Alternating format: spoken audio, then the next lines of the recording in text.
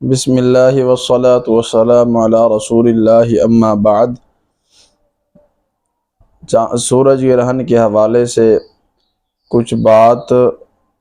اہم باتیں ہیں کہ کیونکہ عید سے پہلے سورج گرہن بتایا گیا ہے، تو اسی لیے سورج گرہن کے وقت ہمیں کیا کرنا چاہیے اور یہ سورج گرہن کیوں ہوتا ہے،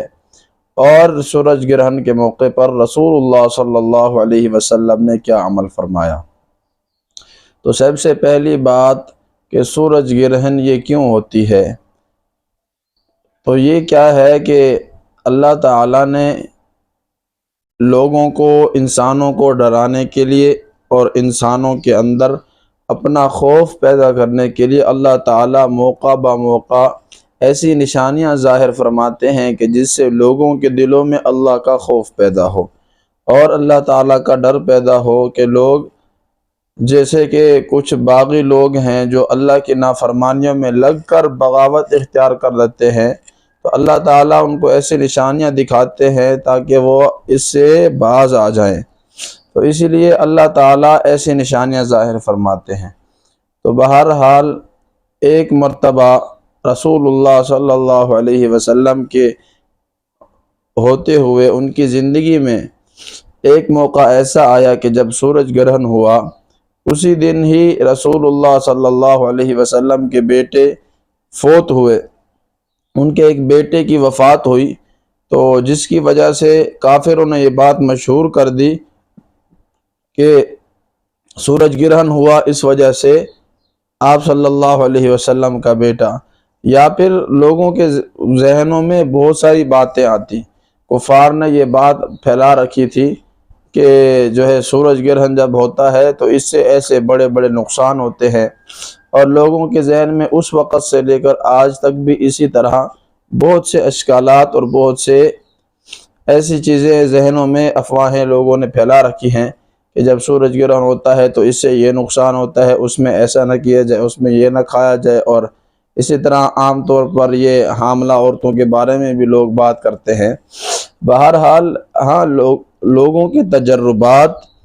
اپنی جگہ پہ ہیں، لیکن قرآن و حدیث کے اندر کوئی ایسی بات نہیں آئی کہ اس کے ہونے سے یہ نقصان ہوتا ہے یا فلانے کو نقصان ہوتا ہے، یا یہ چیز نہ کھائی جائے، یا حاملہ عورتوں کو نقصان ہوتا ہے، تو ایسی بات کوئی نہیں ہے۔ ہاں یہ ہے کہ اب اس کو ہم دیکھیں کہ اس وقت میں ہمارے لیے سب سے اہم چیز وہ کیا ہے کہ ہمارے نبی محمد مصطفیٰ صلی اللہ علیہ وسلم نے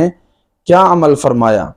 آپ نے اس موقع پر چاند گرہن یا سورج گرہن جب بھی ہوتا تو آپ صلی اللہ علیہ وسلم صحابہ کو ترغیب دیتے مسجد میں جانے کی، اور فرماتے کہ اپنے گناہوں پر توبہ کریں، استغفار کریں، اور مسجد کی طرف تشریف لے جاتے اور اللہ کی طرف رجوع کرتے۔ اور یہ ہوتا بھی اسی لیے ہے کہ اللہ تعالیٰ اپنے بندوں کو اپنی طرف متوجہ کرنا چاہتے ہیں، تو اسی لیے ایسی نشانیاں ظاہر کر دیتے ہیں جو کہ عام طور پر وہ عام حالات کے اندر وہ واقع نہیں ہوتی۔ تو اسی لیے یہ سورج گرہن اور چاند گرہن بھی ایسی نشانیوں میں سے ہیں۔ تو ایسے موقع پر ہمیں کیا کرنا چاہیے کہ ہم توبہ و استغفار کریں۔ جب رسول اللہ صلی اللہ علیہ وسلم کے بیٹے فوت ہوئے تو آپ صلی اللہ علیہ وسلم نے فرمایا، لوگوں نے، کافروں نے یہ بات مشہور کر دی کہ آج سورج گرہن ہوا، اس سے آپ صلی اللہ علیہ وسلم کے بیٹے کی وفات ہو گئی۔ تو اسی لیے حضور نے فرمایا کہ یہ ان الشمس والقمر آیتان من آیات اللہ، کہ یہ دونوں جو ہے سورج اور چاند یہ اللہ کی نشانیوں میں سے نشانیاں ہیں۔ تو ان کے سورج گرہن یا چاند گرہن ہو جانے پر کسی کو کوئی نقصان نہیں پہنچتا، بلکہ یہ تو اللہ کی نشانیاں ہیں اور اللہ تعالیٰ اس سے اپنے بندوں کو ڈراتے ہیں۔ تو اس لیے یہ عقیدہ رکھنا کہ سورج گرہن سے یا چاند گرہن سے یہ واقع ہو جاتا ہے، ایسا مسئلہ ہو جاتا ہے، تو یہ ساری بے اصل باتیں ہیں۔ قرآن و حدیث میں ہم نے قرآن اور حدیث کو دیکھنا ہے، تو اس میں اس کی کوئی اصل نہیں ملتی۔ تو ایسے موقع پر ہم اپنے گناہوں پر ندامت میں رہیں، ندامت ہو، اور اللہ سے توبہ و استغفار کریں، اپنے گناہوں کی معافی مانگیں۔ اللہ تعالی ہمیں عمل کی توفیق دے۔